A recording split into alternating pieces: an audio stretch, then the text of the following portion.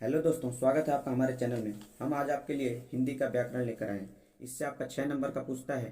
तो चलिए इसमें देखते हैं किसमें से किस टॉपिक से कितना कितना पूछता है। तो रस से 2 नंबर का आपका पूछेगा, छंद से 2 नंबर का पूछेगा, अलंकार से 2 नंबर का, टोटल मिला के 6 नंबर पक्का आएगा।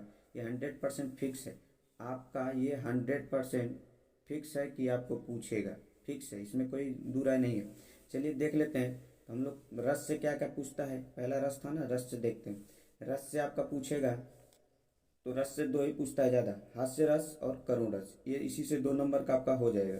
फिर आपको पूछेगा, नेक्स्ट है छंद से। तो छंद से, छंद 3 होते हैं, चौपाई, दोहा, सोरठा, इससे 2 नंबर का पूछेगा। ठीक। नेक्स्ट है हमारा अलंकार, तीसरा जो था।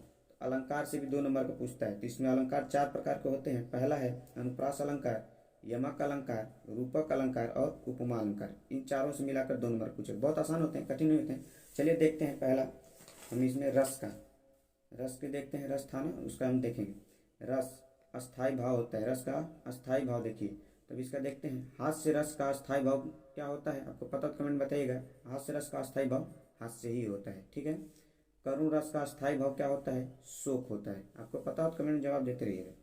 अब देखते हैं हास्य रस की परिभाषा क्या होती है। तो हास्य रस की परिभाषा है, हास्य रस का अस्थाई भाव हास है। हास को आप काले पेन से पेपर में लिखिएगा, ध्यान दीजिएगा।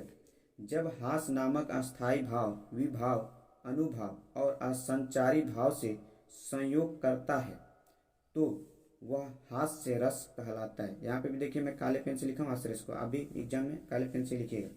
नेक्स्ट देखते हैं इसका उदाहरण क्या है। उदाहरण देख लेते हैं। उदाहरण में लिखा हुआ है, नाना वाहन नाना वेशा, विहसे शिव समाज निज देखा, को मुखहीन विपुल मुख काहू, बिन पद कर को बहुपद बाहु। तो यह है एग्जाम्पल इसका। आप जरूर पेपर में इतना लिखना तो आपको पूरा पूरा नंबर मिलेगा। नेक्स्ट देखते हैं। अब हमारा था जो करुण रस। तो करुण रस को हम देखते हैं।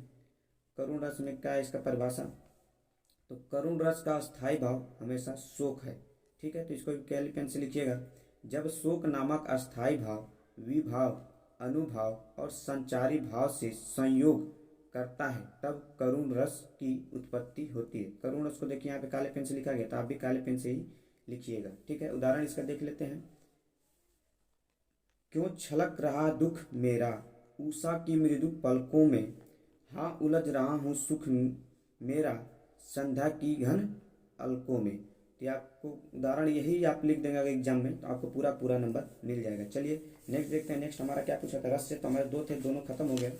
अब देखते हैं, रस खत्म हो गया। अब किससे पूछा है, छंद से। तो छंद से पूछा है चौपाई, दोहा, सोरठा। तो हम लोग पहले इसमें का चौपाई देख लेते हैं, चौपाई में क्या होती है। चलिए चौपाई देखिए।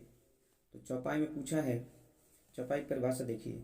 ये छंद का होता है, छंद में चौपाई और दोहा, सोरठा होता है। चौपाई पहला देखते हैं। चौपाई सममात्रिक छंद है। इसमें 4, ये ध्यान दीजिएगा, 4 चरण होते हैं और प्रत्येक चरण में 16 मात्राएं होती हैं। कितनी मात्राएं, 16 मात्राएं होती हैं। उदाहरण देख लीजिए इसका।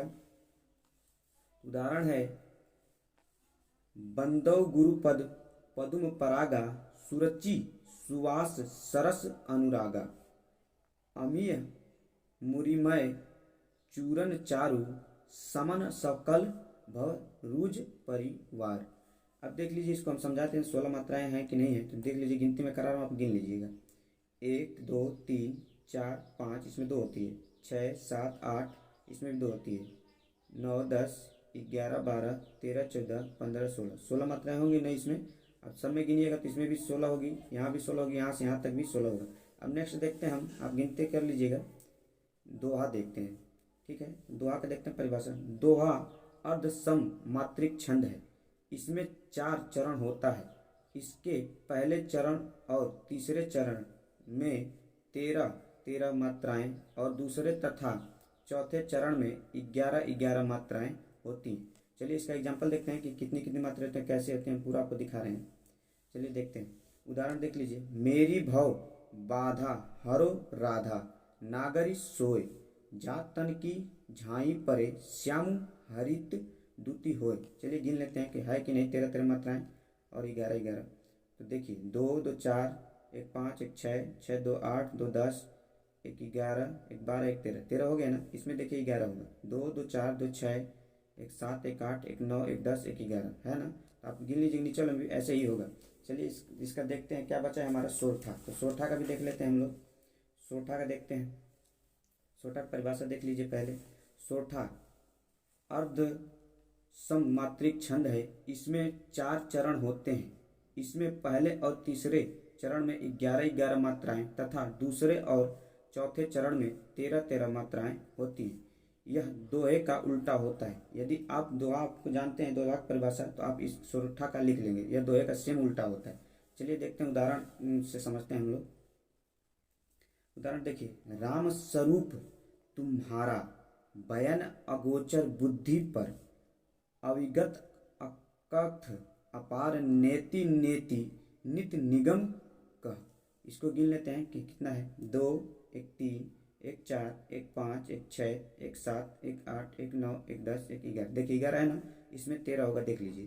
1 2 3 4 5 6 7 8 9 10 11 12 13, यानी इसमें कितने हो गए, 13 हो गए। ठीक है, चलिए अब हम लोग देखते हैं नेक्स्ट हमारा क्या टॉपिक था। हमारा नेक्स्ट टॉपिक किससे पूछा है, तो हमारा अलंकार है। तीसरा अलंकार था ना। तो अलंकार से देखते हैं क्या क्या पूछा है। अनुप्रास अलंकार, यमक अलंकार, रूपक अलंकार, उपमा अलंकार। इससे भी 2 नंबर पूछेगा। पहले हम लोग क्या देख लेते हैं, पहले हम लोग देख लेते हैं अनुप्रास अलंकार। चलिए देखते हैं अनुप्रास अलंकार से इसकी परिभाषा क्या होती है, देख लीजिए। तो वह अलंकार जिसमें समान वर्णों की बार बार आवृत्ति हो, अनुप्रास अलंकार कहलाता है। उदाहरण इसका देख लीजिए, बहुत आसान है, कठिन नहीं, बहुत आसान है। चारु चंद्र की चंचल किरणें खेल रही थी जल थल में। इसमें आपको स्पष्टीकरण अगर लिख देंगे तो एग्जामिनर पूरा का पूरा नंबर देगा। अगर राइटिंग अच्छी रहेगी तो एक भी काट नहीं सकता है।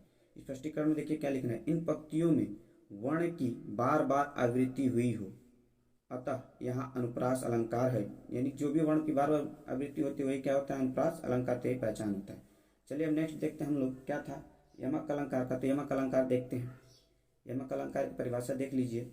यमक का अर्थ है युग्म, यानी अर्थात जोड़ा।